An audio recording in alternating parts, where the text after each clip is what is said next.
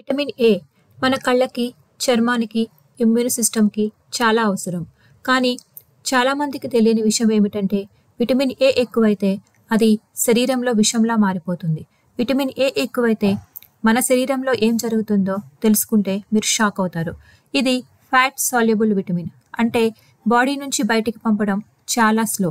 అందుకే ఇది నేరుగా లివర్‌లో స్టోర్ అవుతూ అక్యుములేట్ అవుతూ ఉంటుంది. విటమిన్ ఏ ఓవర్ డోస్ వల్ల విజన్ కూడా డ్యామేజ్ అవుతుందని మీలో ఎంతమందికి తెలుసు? మరి క్యారెట్, పంప్కిన్, స్పినాచ్ ఇలా మనం తినే కూరగాయల్లో ఉండే విటమిన్ ఏ డేంజరసా?